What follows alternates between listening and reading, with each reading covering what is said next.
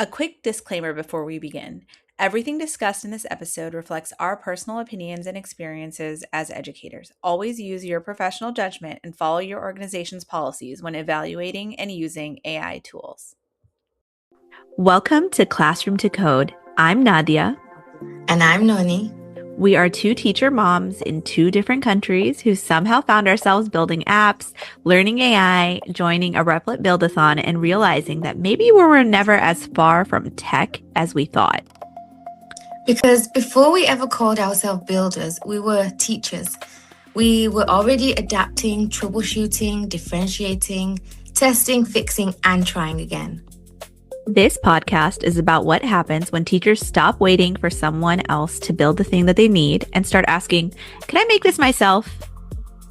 We'll talk about the messy parts, the scary parts, and the what am I even doing parts. And the moments where something finally works and you think, wait, I actually built that?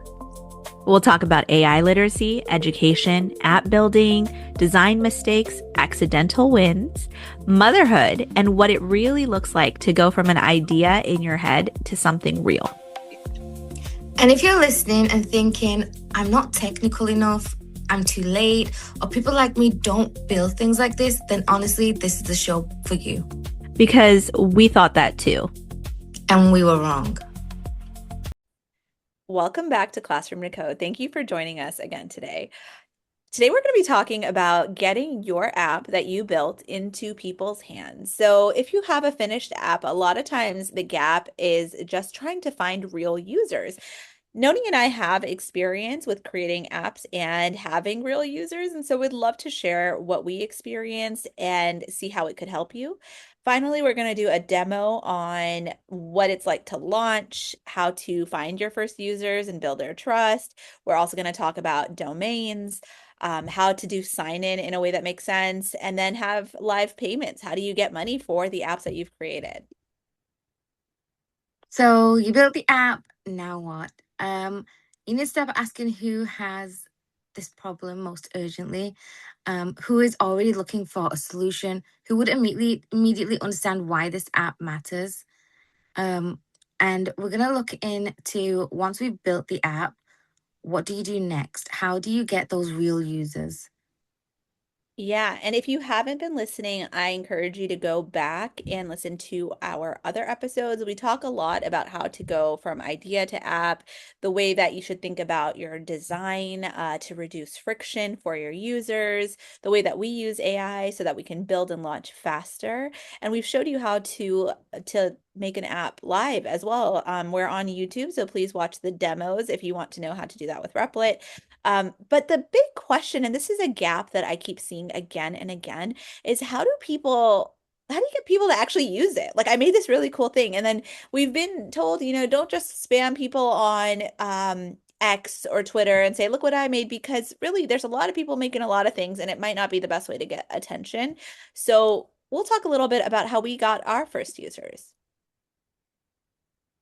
So who are you building for? You need to think about your audience, who you're building your app for, who has the problem, who is looking for a solution for that problem. I mean, do they even know there's a solution for that problem? If you know the problem, you can make the solution. And then you got to think about who's going to benefit from it for the most. Who would tell someone else about it? In our field, making solutions for teachers for problems that they see every day in the classroom, that would be our target audience. And then that teacher would go and tell another teacher, and that's how you get your users when it's fixing a problem that they've had for a while and they didn't have a solution for it.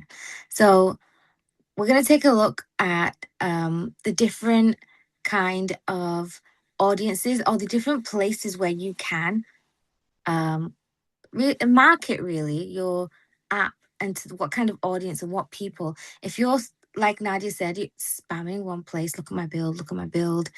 That's just builders showing builders what they can make. That's not showing the users how they can solve their problems. Right, that's so important. And one of the best pieces of advice I got, and this was back when I first started entering the world of business, was to design as if you have one ideal customer. And that's kind of crazy because you don't want one ideal customer. You don't just want to sell to one person. That would be, a lot of effort for a tiny business. I mean, there's maybe a situation where that would make sense, but that's not our goal here. And I was told, you want to create something that was called the ideal customer avatar. So you want to get really specific. Who is this person that is going to see your app and say, oh my goodness, it's here. I finally have the thing that I need. Imagine that person, give them a name, right? In my situation, to be very frank, I am always creating for myself first. My ideal customer is me. And that is probably why I've been able to create a network of pretty great, subscribers and followers is because I know my needs very intimately, but I also know that there's a lot of teachers who feel the way that I do, especially in my field of deaf education. So get specific. Who are you building for? Give that person a name, right? Tell me about their job. What does their day look like? I want to ease the burden for teachers who are stressed out because they have to stay late and plan things, right? I want Hmm. to that's my primary. And every app that's a little bit different, but that's where I started.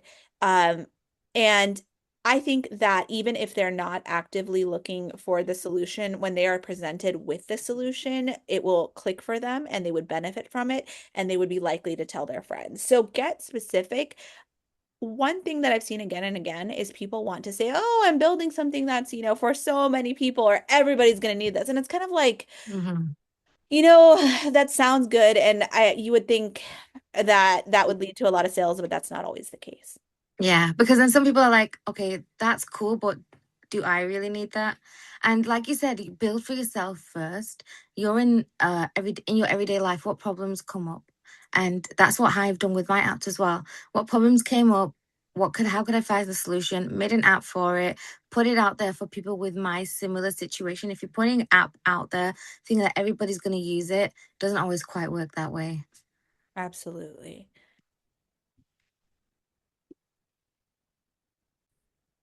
All right, so how do you get your first users? You don't need 1,000 users on day one. And let's be honest, you're probably not going to have Yeah. thousands of users on day one.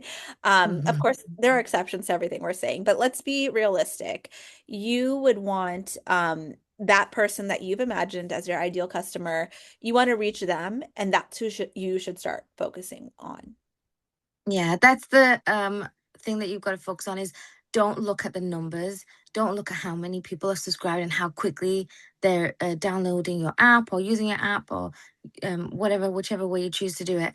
Don't look at the numbers. Don't focus on the numbers. Focus on your audience and where they are. Yes. That's such an important part of understanding your ideal customer.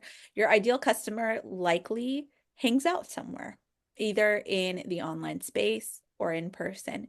Where is that? And if you really know the customer, then that's going to be easy for you to answer, right? I know as a teacher, especially when I was launching my business in 2019, teachers of the deaf were hanging out on Facebook and in conferences for Teachers for the Deaf. Yes. And Teachers, so, even a handful, not a handful, so many teachers hang out on Facebook. That's like their go-to platform, but I feel like that's changing now. But yeah, yeah, very true. They have their own groups and communities all on Facebook. right. And for me, I'm not an active Facebook user at all. I mean, for me, like it's just been kind of a dormant account for a while. And to Yeah. bring that back to talk to my users has been one of the smartest things that I've done to figure out and also to just observe. It's a little bit of market research, right? Get in the groups, especially if you are a member of the group. Since a lot of groups have, on Facebook, and it's something to make sure that you check on. There's regulations or rules about soliciting and saying, I want you to buy my product and whatnot. You can also just interact Yeah. and learn about your users that way. Um, my, There is many groups where you do get removed if you keep saying buy my product, buy my product, buy my product. You got to do it in a specific kind of a way, yes. which we can have a look at another time. Yeah, and I'll talk about how I got my first users as well, and we're going to hear how Noni got hers. And so it's going to be interesting to see how we leverage social media. A lot of big ones, I think you mentioned TikTok. Mm-hmm. That's a Yes, big one. TikTok, Instagram, really big. X's as well. I'm new to X. I've like joined X when I joined Replit, so I'm new to X. Have you been on X for a while? So I started my X account, I think in 2011 when I was traveling. And I've been told by a lot of people to get on X, and I just could not, could not Yeah, get I into think it. when it was changed from Twitter to X, I kind of lost interest. I don't know why. Oh I think yeah, I I just didn't lost like the interest name before change. that. I lost interest so much before that because I didn't really know what it was for. I didn't know how to use it, right? So what I was told, actually, my brother-in-law, the same one who told me about Replit, told me to get on X. He said there's so much happening in AI and tech on X, and so get on there and learn and tag people or look at what people are doing in the spaces that you're interested in. And so X is great. What's interesting is there is a difference between the where my customer hangs out, my ideal customer, and where my fellow builders hang out. My Yeah, fellow builders are on X. My customers are, again, in schools, at conferences, on Facebook, maybe on Twitter. yeah. There is a Teachers of X and all that. There's also many on LinkedIn, but it really is, I mean, we're really talking Facebook is a place that they're concentrated. Yeah, I don't know why Facebook's stuck for teachers. It's just a thing that they go to. And X, I don't see many teachers on there. If they And use it, it would be for personal things. It won't be for teachery things. But I don't see many teachers on there, to be honest. Yeah, yeah. So it's important. So whoever you're building for, know where they're hanging out and listen to them, right? See, what are they talking about? What are their pain points? I can tell you that a lot of my ideas have come from just observing and partaking in conversations with people in these groups. So it's not dead. Facebook is not dead for a lot of communities. Hmm. Figure out where your people are because those people that you're actually helping and getting to know are going to be your best users. Yeah, I think I had to go back to Facebook to talk about my app a little bit because I had stopped using it for a while as well. Yeah, yeah. So before we talk about feedback, I want to hear, Noni, how you give me your story. What's your timeline on, how did you get your first users? What was that process like? Was it organic or did you pay for advertising? How did that go? No, so even till now, I've not paid for advertising. So I was one of those who was very obsessed with people downloading my app. I kept looking at the numbers and it was stressing me out. And then I stopped looking at the numbers. I launched my app and I had informed, because I'm a teacher and I'm in a school. So the other teachers that I know, the app that I made was specific for the tests that they're doing year 6, which you guys call grade 6. And I took that app to them, the teachers in year 6, and they had, you know, advertised it for me for their students, which was like a couple because it was for a while it was a free app and it became a paid app. So it was great, got a few downloads. And then slowly I started to post on TikTok, which I found quite engaging. Um, and you get a lot of young people there as well. So the younger users were actually seeing um, the app. Parents were seeing the app. They were seeing what it does for children. So, but it wasn't one post. It was a few posts. That's where the algorithm works on social media. You've got to post quite a few times to get your accounts, your posts seen. Same with Instagram. It's the same thing. So Instagram and TikTok, both. It was mostly TikTok where I had posted, got a few thousand views, got some downloads, and also word of mouth through teachers because Mhm. I'm a teacher working in a school. We have other teachers that we can talk to about, and then those teachers go and talk to other teachers about it. So that really helps. It just depends on the community. If you have a professional community that you're within, um, can really help as well. Right. And that trust piece of it is so big, right? So you want to build trust. One of the big things is professional trust. So if you're a teacher building for teachers saying, hey, I'm a teacher like you, this is a problem I had, and this is what I built. I think that has been the most effective thing for me. And it's true. It's just the truth. Genuinely, I'm Hmm. solving a problem that I have.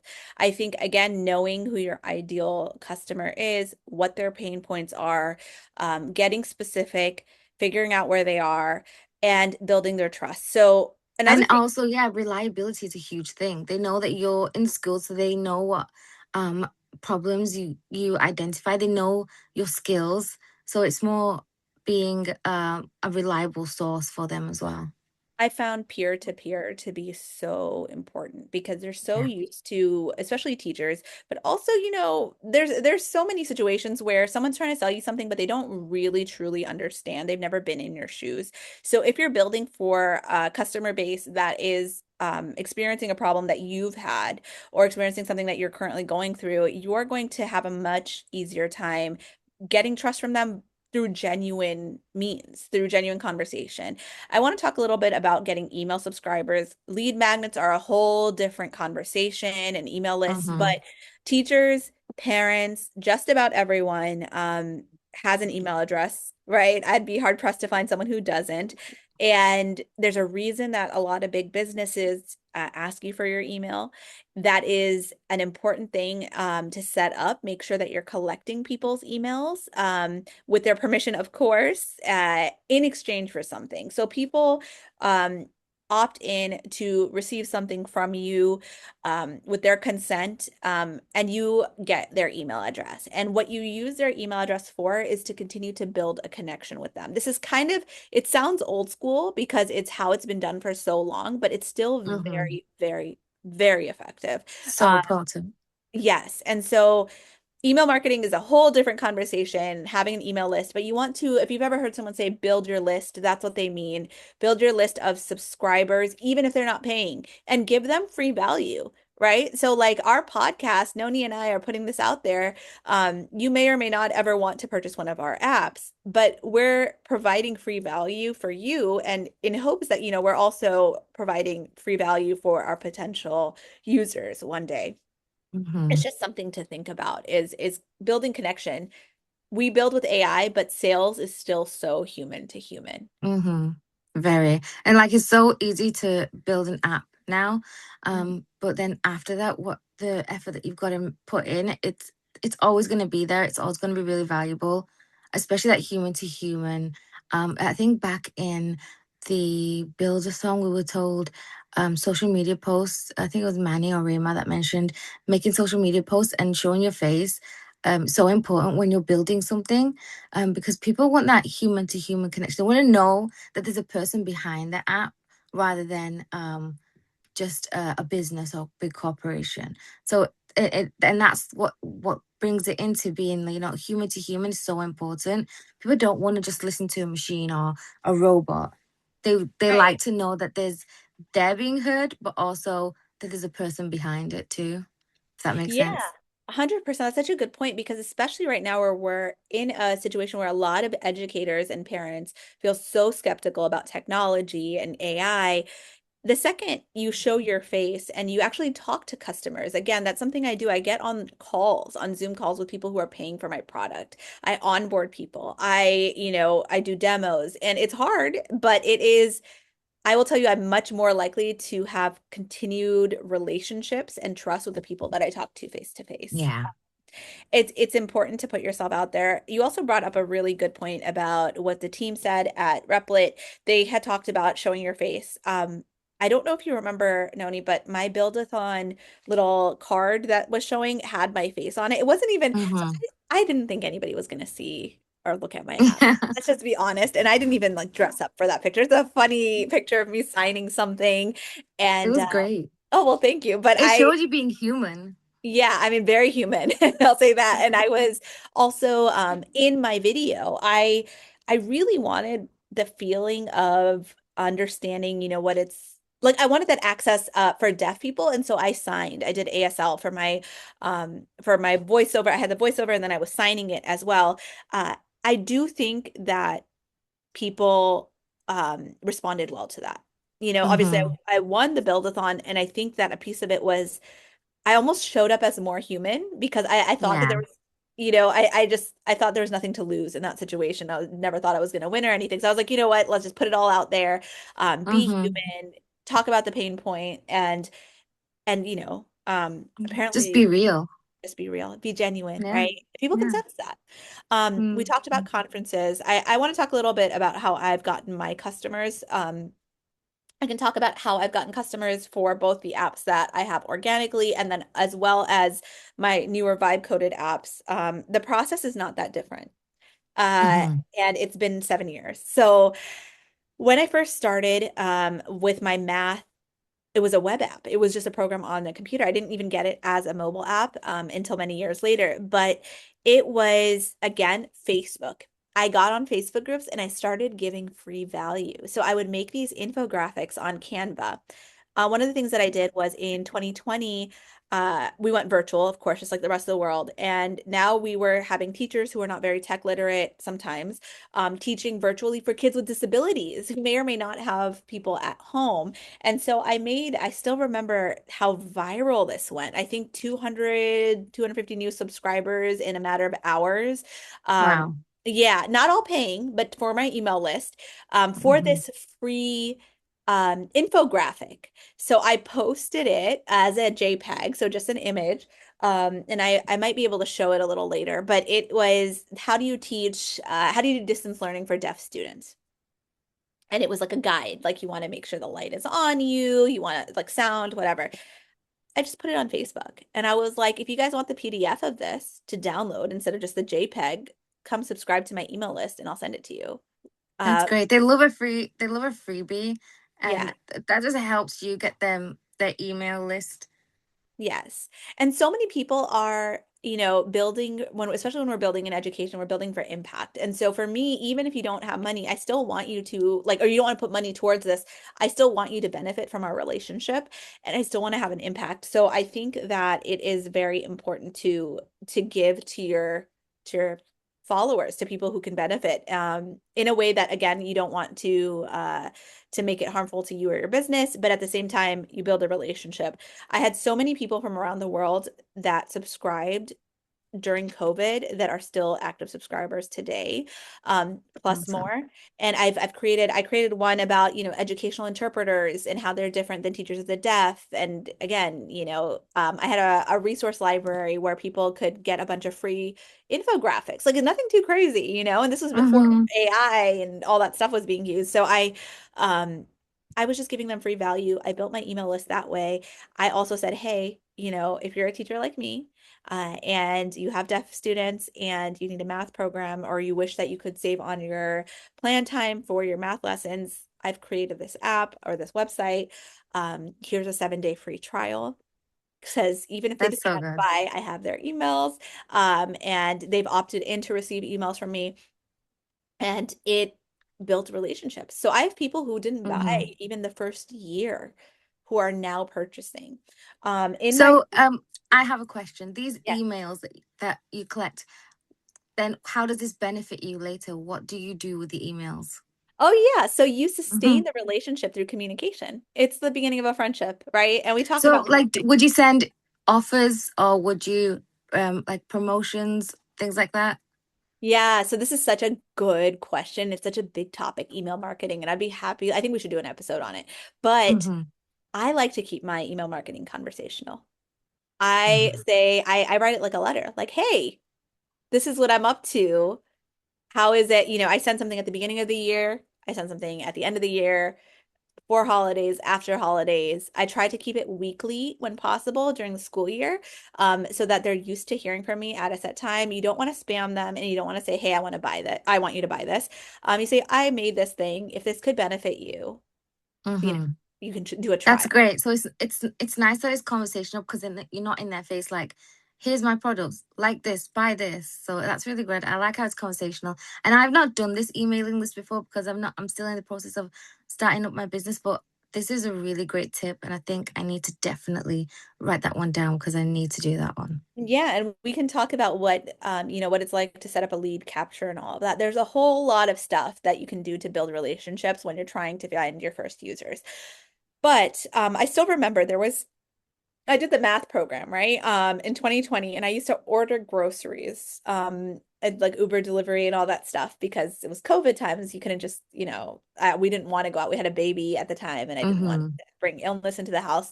And so I ordered what I thought were 6 bananas, and it was actually 6 bunches of bananas. This is a true Oh, story. wow. I'll have to pull up my email. I have the email. And I decided I'm going to email my list about this. And I Mhm. animated a math problem and signed it that I accidentally ordered 6 bunches of 6 bananas. How many bananas do I have now? And then I was like, and what should I do with them? And I got so many responses from teachers. They're like, oh, find a neighbor, give it to a neighbor, do this. And that I actually ended up That's distributing. so great. I Yeah, so really like that how you actually took a real life issue and and it made it really into happened. yours. I actually have a That's picture of really the great. 36 bananas, which I don't know how I did You have to that. put that up so we have to see that. Yeah, I will. I'll share that. But that's how I talk to them. I would talk to them like they were colleagues or friends. Yeah. And I had teachers reach out from all over the country, actually all over the world. I had a lot of teachers from other countries reach out to either thank me for my infographics that are on my list, or even just say that's hilarious, And Yeah. it started a whole conversation about, at some point, shouldn't the person who's collecting wonder why you need 36 bananas and send you a message, Yeah. It was great. Just bu building relationships because at the end of the day, you don't just want people's money. If you're doing this Yeah. for the right reasons, you want to give them value. You take money and you exchange value, Hmm. and you build relationships this way. And if you really care about your users, they'll know. Yeah. So yeah, that's Yeah. And it's how I did it. conversations like that that really help. Yes, and I had a launch in March, which was my first vibe coded app. I created something for deaf and hard of hearing traveling teachers who travel between schools. It was vibe Oh. coded, and I would just post the features on a Facebook group. There's like several Facebook groups, and I'd be like, "Oh, look, this thing is coming out." I was teasing it to my email list, saying, "Hey, I'm working on this thing. If you're interested, there will be a trial." I'd create promotional content, and then when I released it, um, I like to start with sometimes there's like an early adopter discount, and go ahead and sign up, try it, and I always put a demo now. Now because I vibe code it, it's easy to add demos of your site, Hmm. but in order to view the free demo, you put in your email. Email. Yeah. Great. So people are paying with their emails, and it's Yeah. plenty when you're doing relationship building. So that's kind of Yeah. like a crash course on email marketing, but So yeah. great. It's good stuff. We should talk about it. Um, how did you mentioned word of mouth. Can you tell me more about like word of mouth? Like what was that like when you first started and were Yeah, when, like I said, you're building a solution for a problem, when the first few users use that and see how helpful it actually is, then word of mouth just means is tell other people about it, literally.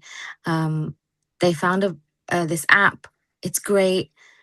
So the app that I made was my SATs app. So it's a test that they do in the UK. And there's no app around for it. It's quite a niche app. Um, so when I built it, I sent it to the Year 6 teachers. They thought it was great because the problem is that these days children like to stay on their devices as much as we don't want them to be, especially around that age. And there was no way to kind of get them engaged. So I thought, make an app for it. Teachers saw how effective that was. Because of its effectiveness, children's grades were picking up even Mm, more, because it's engaging and it's got visuals, and it's not like a boring you right. work with kids, you know what kind of things they like. Absolutely. So teachers told teachers, parents told parents, Hmm. my kid is actually studying, he's actually revising for the test. Amazing. Yeah, so it goes from one parent to another, and then also friends and colleagues who have children around that age. I recommended the app. They used it.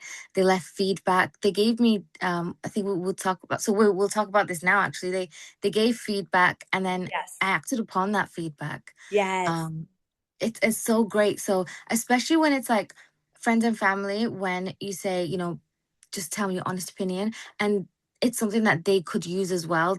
They so I a few of them had children in that year group who were studying for the test at the time. They practiced it, they told me, gave me feedback. My sister, her son, my nephew, he played around on the app. He gave me feedback saying that this is not right and this is not right. So acting on that feedback is so important. And also, once it was on the App Store, people can leave reviews. It's so important to take your time to look at those reviews and act upon those reviews as well. So some people said that the app didn't have enough explanation for why I got an answer wrong. Straight away, I went back in and fixed that problem. I fixed that. That was a problem for them. So I found a solution. Um, and That's so then good. I responded back to them, making sure I have still got, like we talked about before, having that connection with them. Responding back to the review, and I said, I've now added into the app. Thank you for your feedback. So I think it's so important to listen to the feedback that you get as well. Yeah. Makes a huge difference, because when we build something, we know it for what we have made it to be, like, if you know what I mean. But then other people might see it in a different way. We won't see it how everyone else sees it, and their opinions can really change the outcome hugely, because that might be something that everybody else wants too. So, Yeah. I wonder because you and I have talked a lot about confidence and that first feedback sometimes doesn't feel so good. no. Right. I remember, somebody saying, "Oh, your sign videos are a little small." And at that time, I mean, now this is with vibe coding, I can change that in 2 seconds with one prompt, Yeah. but it wasn't the case then. That was a big thing. And I waited actually, I was building out for a very long time before I had released, but I did have friends who are teachers try it for free.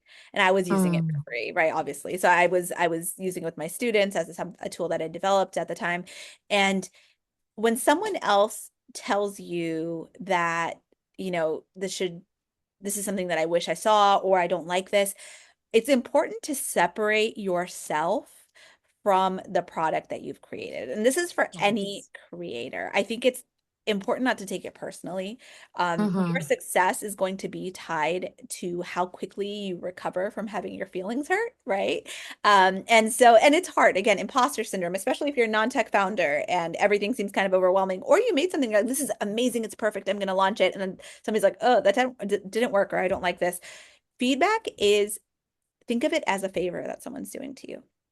It doesn't Yeah. feel like a favor, but it is that tough love that you need to get better and to reach more people. And I remember the first time I got feedback feeling like, oh, but I worked so hard on this. You know what I mean? But then Yeah. you get over it and you say, all right, I'm going to be professional about this. And I'm going to say, what would you like to see? Right? Yeah. What would a solution look like? And you will see that that feedback is actually going to be one of the best things that happens to your Mm-hmm. product. Yeah, and I love asking now. Like I want people to tell me what they don't like Yeah, just as much as I because you think you've included everything into your app, but then see from a different person's point of view, it's not always exactly as you think it's going to become. Right. So when I did my first vibe coded app and I made that operating system, we call it itinerant teachers of the deaf. So they're teachers that travel from place to place, because there might be two deaf kids in a school here or three deaf kids in a school over there on the other side of town. And usually our areas will contract those teachers and they will drive from place to place. People also do it virtually. I've done it virtually for a while. And so you're responsible for their IEP goals, their equipment management, a whole bunch of other things, kind of administrative, but also you do a ton of paperwork, right? So I created an organization system for that. Um, I had some colleagues that I knew would just be so open to trying it. And I said, here you go. My trial period was like for 2 weeks I beta tested. So it's not super long, right? And I was like, hey, Mm-hmm. couple friends I trust, try it. What do you not like? So for example, there's a calendar system. My friend said to me, she said, hey, I would love if this was color coded. With vibe coding, that took 2 seconds. I was like, what kind of Mm-hmm. colors do you want? She's like, I think a pastel would be nice. And so now we have pastel colors. What was confusing, she would tell me, oh, I noticed that like the onboarding is not that great. I'd love if I could just have a Mm-hmm. template that, I take out of my IEP software and I upload. Again, we have to think about when we're designing and using real user data, there's a lot of compliance that you have to consider before Yeah. you do that. Um, Mm-hmm. but she had ideas. You don't have to take every single idea because maybe it's a Yeah. compliance thing, maybe it doesn't fit your vision. But I have never had a session with a customer or a beta tester that hasn't given me an abundance of ways to make things better. Mm-hmm. Yeah. So important to take it on board. And then, like you said, also, there's not every feedback we can act on. Might not work out for our app.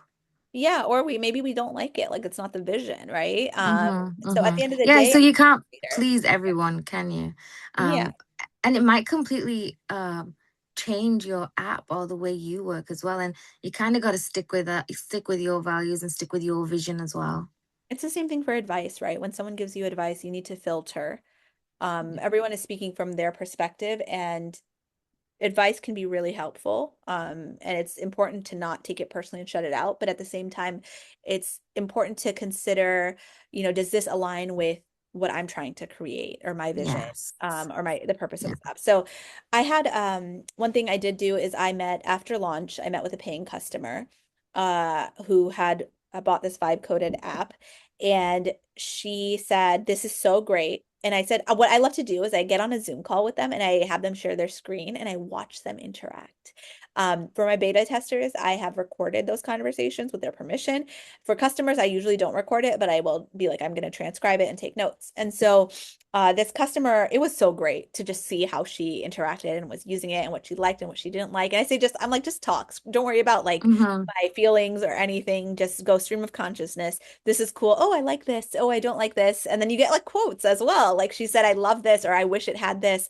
It is such a powerful experience. So if you have not beta tested, if you're building something that like a family member could try, or I mean, you mentioned your nephew or like a friend, Hmm. um, I just love that piece of it. It used to hurt a little bit and now it doesn't hurt anymore, to hear this needs to change. I Yeah. just think of solutions for that. She told me, she said, I want a way to have compliance. So I want to get an alert. We have to meet a certain amount of service minutes for our students.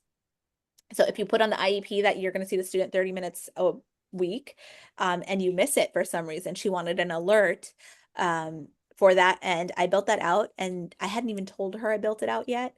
And the next day she sent me an email and she's like, I see you did that. Wow. Like amazing. Oh, Um, so it's something that they look out for as well. yes. And that That's word really of great. mouth. So where did you said parents were telling parents, like what did you experience with the word of mouth marketing? Yeah, that's how I got majority of the users because they saw how it works. So they passed on to other people like, okay, this actually works. This is great. Um, and it's as well, again, um, thought it's so the word of mouth started off with me telling some of my daughter's parents um about the app because my daughter's also using the app. I got my daughter to test the app actually, and it was brutal feedback. I think it's Oh yeah. really great to get, if it's a children's app, it's so great to get feedback from the children because they are very brutally honest. Oh yeah, so my They daughter don't tests hold all my back. apps, especially the ones obviously not the operating system, but I've created a bunch of like geography apps, reading apps, very brutal. And we Yeah. actually have a running joke. I install the apps for her and she tries them. And the word, obviously we say beta tester in the language that we speak, beta means your child, right? And so my daughter Hmm. will refer to herself as my beta tester, and she will test all my apps, which just means my daughter tester. But it is extremely useful to get people who will be honest with you. And if you're Yeah. building for kids, then, again, with the permission of the parents, have the kids test. Yeah. The more real users that you let try it for free, the better your app is going to be. And then it'll be the Yes. people who pay for it. Yeah. So that's how it started for me, word of mouth when it was free. They would try the app, they'd give feedback back. So my daughter's friends, parents, they would try the app, they gave feedback. I acted upon some of that feedback. Some of the feedback is just something I couldn't implement. And then they shared with other parents that, okay, this is our children are in this year group right now, they could benefit from doing this if they're not getting off the devices. Great way for them to revise. And that's how it went from one person to another. Um, and then teachers to teachers as well is really great. Knowing that they can use this app because, children are not engaging. So there's an app for it that they can study at home and in school. Amazing. I also, one thing that I saw a lot was teachers that where they call it product evangelism, right? Like where you believe in a product and you go and tell people about it. And so I saw a lot of my teachers, actually, one of the teachers who responded to the banana email, I still remember, Mhm. she messaged me later and said, I'm doing a presentation for my school on your app and I'm convincing the administrators to buy it. And so it actually led to a Oh, school amazing. deal. Yeah. So I got a lot of my school districts that way where the teachers would find out about it. I'd let them try it. They do a free trial. They don't have the money to buy it maybe. And they get their schools to buy it for them. So Hmm.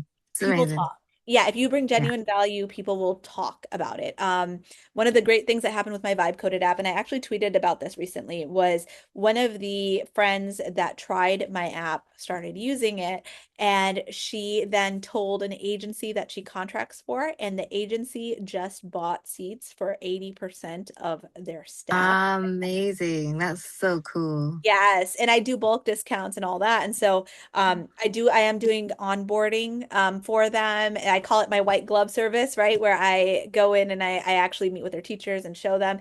And hopefully one day I'll have other people doing this for me, but it is currently So one of my great. favorite parts of the job. I love talking. Yeah, but that's such an amazing thing that again, it's that human connection. It really helps with marketing. They don't want you to send in a company of people in a formal wear Yes. promoting and selling. It's having that human connection, and that gets you far. Gets really far. That's great. Great to hear. Yeah, that was actually my research for my doctorate. I talked to teachers about educational technology, and they said they're sick of people who haven't been in a classroom in so long coming in and telling them what to do, right? And Yes. I felt that way as well. So Hmm. I would encourage, before we get into our demo, I want to encourage all our listeners to build in public, use X, connect with us. I think we've said it several times. It's on our website, but I am at NIFTEK on X. Follow me, post things, and let us know what you're building, especially if you're building in the realm of education. And we learn from each other, and we have that community, even if that's not your users that are on X. We have a community where we help each other get better as people who are building for kids and for education. Yeah, and I'd like to add that don't think that it's got to be something super amazing or a finished product. The process is just so important.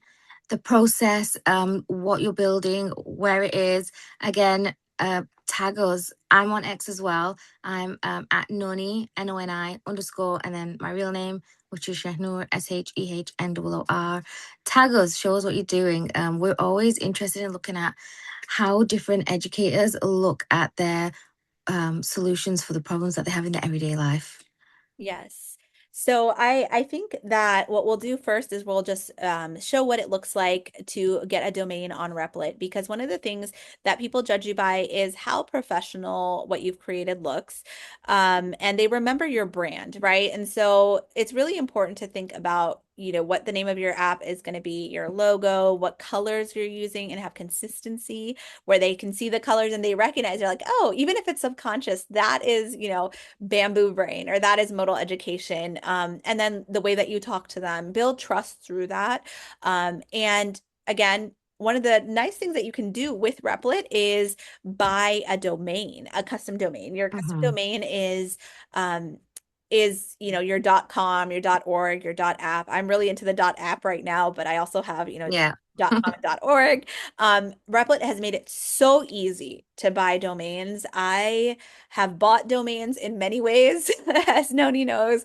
I've used, Multiple. I have several over the years. I've got .org, a lot of them have .app. It is so simple. It's never been as easy as it is on Hmm. Replit to create a domain or a subdomain. A subdomain is, it's when you see something that is like learn.modaleducation.com.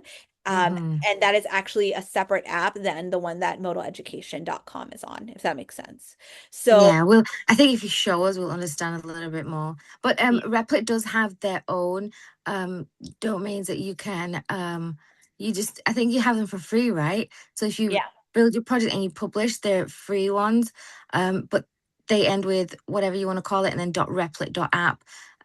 But then I think it's so important to make sure that you have your own domain just because it looks more professional and more polished. Yeah, people think, hey, this is somebody who's invested time and money into creating something that is worthwhile. And I have seen a very big difference. And, if you can get an email at your domain, that's even better. For my personal projects, I do use my .replit.app. I don't care. I think that's great. I have no problem with that. But if it's something that I'm going to be pushing out Yeah. to an audience and collecting money for, I like having a professional looking domain. Yeah, same here. I like to lots of my different Replit projects. I do Replit.app, but for my business, which I'm currently putting together, which I might do some demos onto, building this business and my brand, I like to use my own custom domain, which I recently purchased through Replit. However, I looked into purchasing it from other websites, other places. Um, I didn't really like, I wasn't too sure. I didn't really like what they were offering, but maybe you've got some more insight to that. Yeah, so I have purchased from a lot of different places, whether they're places that host websites or, another vibe coding app. I have purchased domains through them. It is not as easy as Replit. And I'm not paid to say this. This is just my experience. And so what I want to do is I want to show you. And if you have been tuning into our Yes. demos, you know that Noni and I have created this Time Explorers app, and you saw us put it together. Let's say that we want to publish it. And there's a whole different conversation about wiring up payments, authentication, all of that. We're not going to get into that today for the sake of time, but we'll simply show you how to have a domain and a subdomain on Replit. Right now, we are recording this before July 17th, so there is a promotion with Replit where they are letting you have a free domain. Domain. Yeah. Yeah. So you have a free domain through them. So grab yours if you haven't yet. I did just grab mine, so I won't be getting a free one today. But if you can see my screen, Yeah. I've opened a new tab here, right? And I'm typing in domains here. Okay. I think this was recently changed, actually. It's a publish, and then there's domains right here. You will see it's very intuitive. This is your Replit domain. Before you publish the first time, you will be able to change that. It's worth noting that, at least in my experience, you're not able to buy your official domain until you've published at least once. That's a big thing. So if you're like, Yes. oh, I can't see that yet, it's because Yeah. you haven't published. Hit publish, get it on the replit.app domain, and then connect your domain. So there's a couple different ways to do that. You can buy a new one here. And this is, let's say you're buying one. Mine is not showing the free option because I don't have that available anymore. But let's say I want Time Explorers, and it'll show me what's available. Obviously, if .com is taken, it won't show up. There's .net and .org that are not taken. It gives you the price. You'll notice, and I'm not sure how the pricing works, but you'll notice that it'll give you the options and how much it costs. This price is annual. And Mhm. you'll pay it once and then you'll pay it again next year at the same And time. also, I think there was a little misconception about the pricing of the domains. If you don't get your free one is free.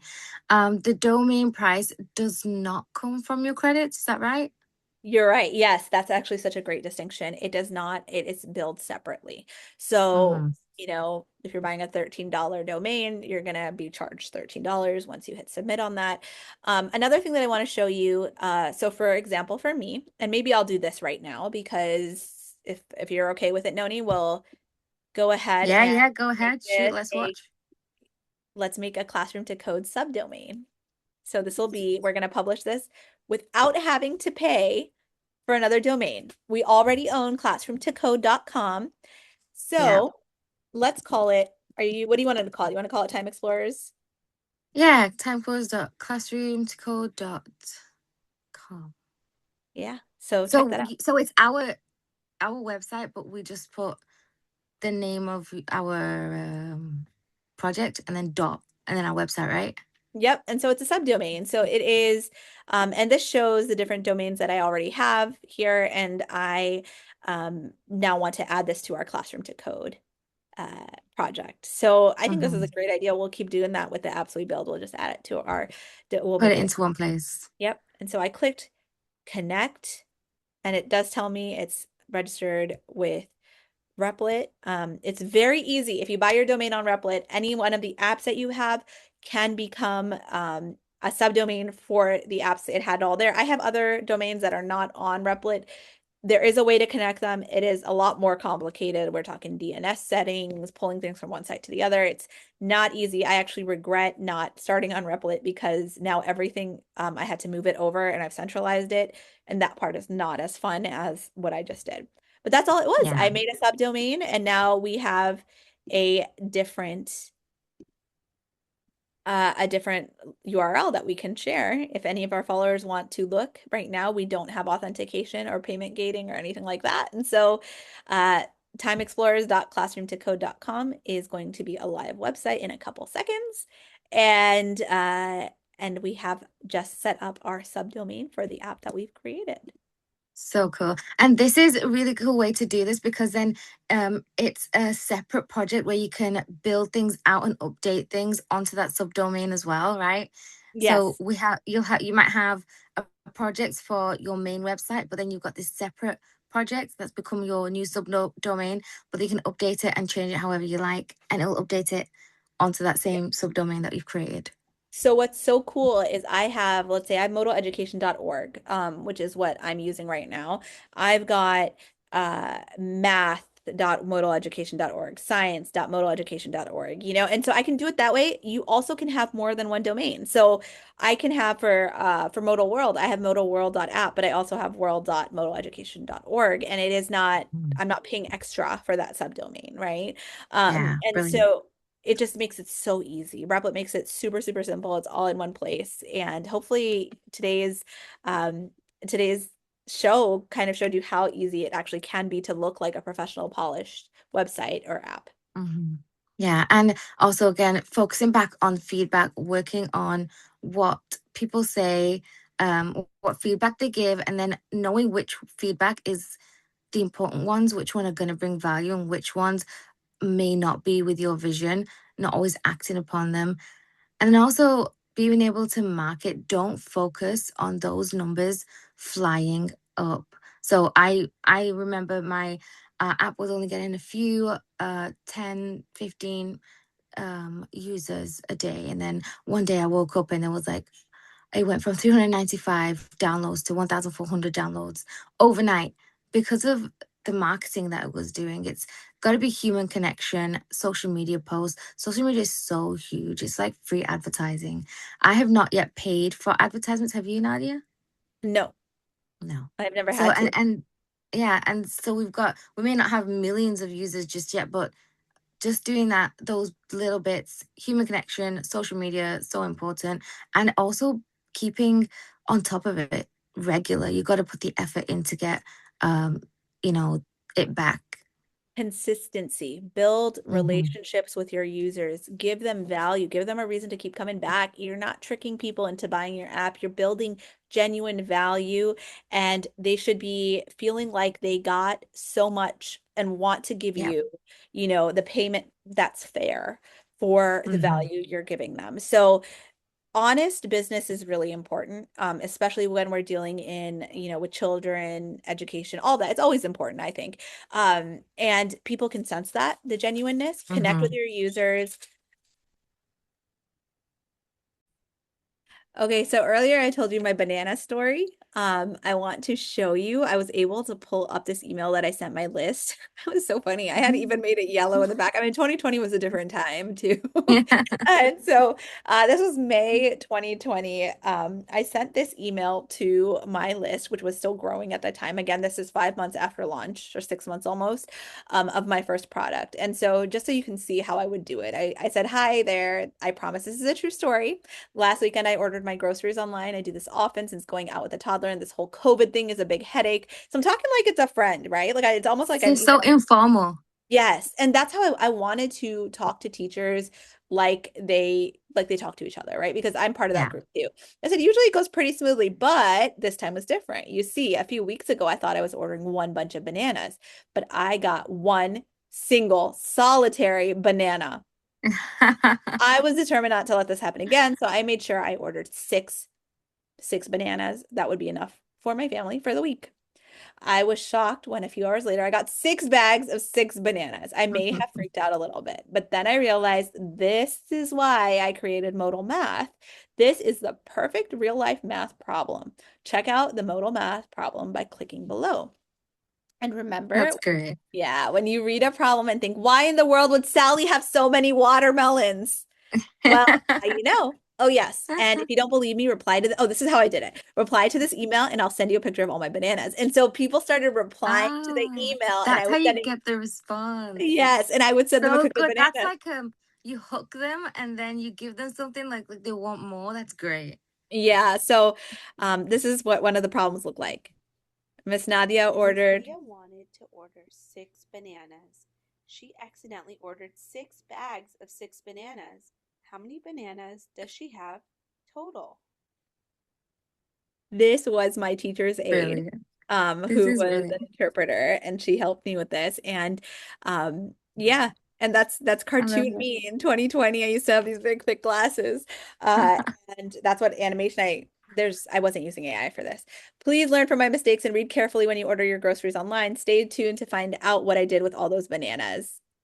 That's And great. then That's so I great. And that and then keeps them wanting more as well. Yeah, and it's I there was that was not an AI drafted email. Not that I'm against using AI to draft your emails, but the best thing to do is to be a real person. Um, Hmm. and I said, want thousands more questions like this. I had 5,000 questions, and I said, start your free trial. And it took you, this is a it would when you click it, it will take you to the website and it will place to put your email address as well. So if people forward Hmm. it or whatnot.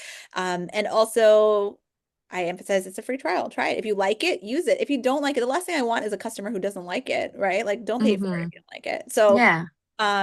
yeah, I built a lot of really cool relationships. This is the So email great. that got me a school in a state on the other side of the country because she Wow. replied and we got in a conversation and she ended up telling her principal about my program. So But fun. is she the one who did the whole presentation on it? Yes, one of them. Yeah, Yeah. it's so good. It's so good. It's really good. And you made it sound so like informal, like rather than a formal chat. Hey, this is my product. Take a look. You used a real life thing and then made it, put it into one of your apps and made it like an informal little chat with conversation between people. It's just great. I love that. I'm a teacher selling to my friends, right? Yeah. I'm giving them value. I have to, of course, monetize because I'm also a Hmm. businesswoman, but at the same time, it is important to connect human to human. Even if somebody read that and replied and didn't buy it, she still has an impression. He or she would still have an impression of me as somebody who owns this and has made this. And maybe they don't teach math. Maybe they don't need that product. But now that I have a whole suite, they'll say, "Hey, I've heard of this person." She bought. Hmm. I don't know if anyone remembers that I had 36 bananas, but connect as a real person. And Yeah, that, building relationships so important. yeah. Well, I want to thank everybody for joining today. And there's so much more that we can talk about here, but we're not going to overwhelm you with the entire process. So make sure that you stay tuned. Tell us what you want to hear next. And Yeah, we'd love to take some opinions on the kind of things that you want to hear and see, and make sure you keep a lookout for some really interesting episodes coming up soon with some. We have a quite a interesting guest lineup, which I'm yeah, really excited about. yes, we So will be dropping those episodes as well. So please stay yeah, tuned. Again, join our email list. We have one on Classroom to Code if you yep, want to do that. Otherwise, follow us on X. We also post when we put things out into the universe and our thoughts and everything. It's a good way to connect with us. yes, and also if you want to have a go at Replit, make sure you use our affiliate links in the description. Yes. All right. Thank you for joining us. We'll see you next time. Thank you. Bye.